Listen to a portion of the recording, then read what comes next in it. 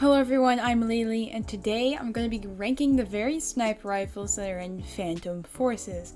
People have asked me to do like a top 5 or something like that in the past, but there's 7 sniper rifles currently in the game, and I feel like it would be a little weird to just like, here's 5 sniper rifles, and then I just leave 2 out. So my past videos about sniper rifles have not exactly been very positive, and if you've kept up on my feelings with certain rifles, especially with some more recent videos, you might have an idea as to how this list might go. So let's get into it.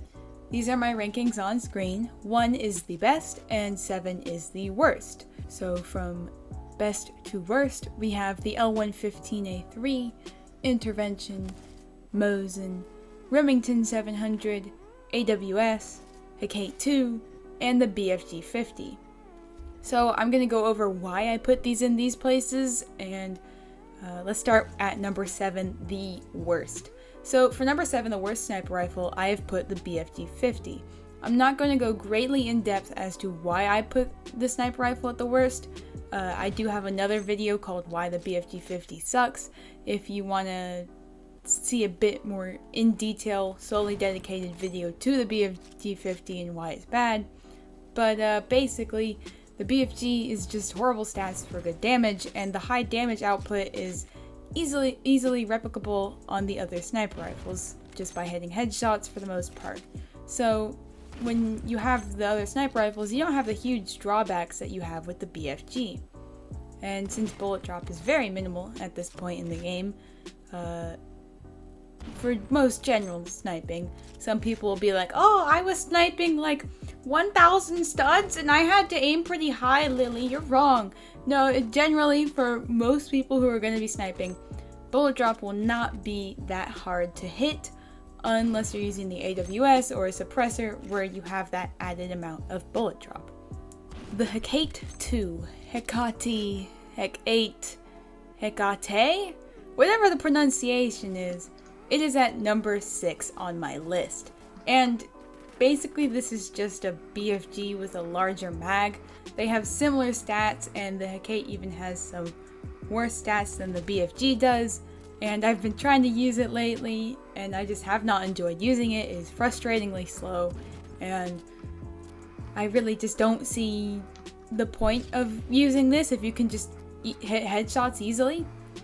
This is kind of a niche sniper rifle, I guess, then, and it's for people who just can't hit headshots, or are too lazy to bother with headshots, or both. So, like some other sniper rifles, I've made an individual video about the Hecate as to why I don't think it's really that good. And it's basically just the same deal with the BFG for the most part. This is, I guess I could call it the lazy sniper rifle, because you don't have to bother with hitting headshots. For number 5, I've picked the AWS, and for numbers 5 and 4, I could kind of interchange them. They're both on that kind of same level of, they're okay, but they're not that great. So 5 and 4 could kind of exchange those. And so far I've made 2 videos about the AWS, and my video more recently, it's called Why the AWS Sucks, and that goes into a lot of depth and why I think it's bad. And long story short, stealth is unimportant with a kill cam, and bad stats with certain drawbacks really don't make this rifle all that great. But I can see why people do like it, and that's why it's at number 5 rather than number 6. On to number 4. Now the Remington 700 isn't that bad, and in the past I actually would have ranked it higher, maybe number 2, but in the past there was a very little amount of sniper rifles, and now the Remington 700 has stats that are just kind of decent at best, and because of the addition of other rifles that are better, it's just kind of fallen off from being that rifle that to me was second to the Intervention. And there's nothing, you look at it, the sniper rifles, there's nothing really bad about it. It's just, it can't really keep up with the addition of better sniper rifles. And that's fine. But even though I do have it ranked at number 4, I still think that the Remington 700 is reliable.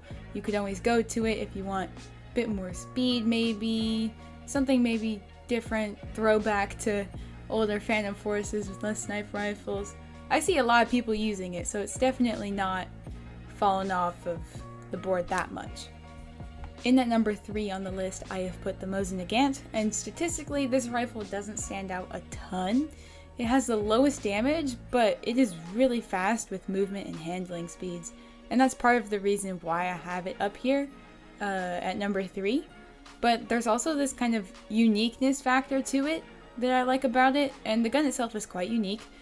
Realistically speaking, it is one of the oldest guns in the game. It's from the World War II era. And apart from realism though, the rifle has a large number of unique loadouts. In-game, I have come across a lot of different unique loadouts that work for the rifle. Unlike other sniper rifles, if you put some weird scopes on it or different attachments on it, it doesn't really work, but with the Mosin it does. And I think that freedom and creativity and uniqueness that you can do with it is a good factor for it, and that's why I have it at number 3. So for my second sniper rifle on the list, I have the Intervention. And with spots 1 and 2, I could kind of put them either or. I could put the Intervention at number 1 or number 2, just depending on where the game is at. But in the game's current state, which is, it could change a week from now, a month from now, who knows. But right now, the Intervention is at number 2 for me, and with the Intervention, I've noticed a lot of game bugs, I guess, like scope glitches, sprinting glitches, and it makes the gun kind of unfun and frustrating to use. And maybe that's because the model is kind of old. It's probably the oldest, not the oldest sniper rifle actually, but same thing I've noticed with the Remington a little bit. Since the default scope, it's part of the model, it has these weird glitches, whereas with the new rifles, with the PM2, you don't really get those scope glitches, so maybe it's something to do with the model, maybe something like that, who knows, but those are just frustrating to deal with, and I don't enjoy using that, and I would place it at number 1 if it just was not plagued by that.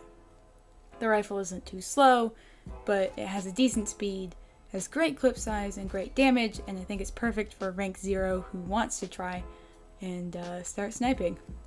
Last but not least, I have the L115A3, and since its addition into the game, I have really enjoyed using it, and I haven't noticed those frustrating bugs that the Intervention has on the L115, so the stats on this gun are a nice blend, the damage is pretty good, and there isn't anything that is really a drawback that would bring the rifle down. I've also made a video talking about the L115 where I just give an overview and general thoughts on the gun. So those are my listings, and knowing how ignorant people are, I will likely be told that I have certain guns in certain ranks because I am bad at the game, but whatever. I also want to say that this is all my opinion. Yours can differ, and that is okay. I hope that you enjoyed the video, and I would also like to know if your list differs or some of the thoughts on my list that you could have, and thanks for watching. Before this video ends, I would like to thank my friends Ryan, Neil, and Azuricus for providing me with a lot of the footage, a majority of the footage that you're seeing in this video.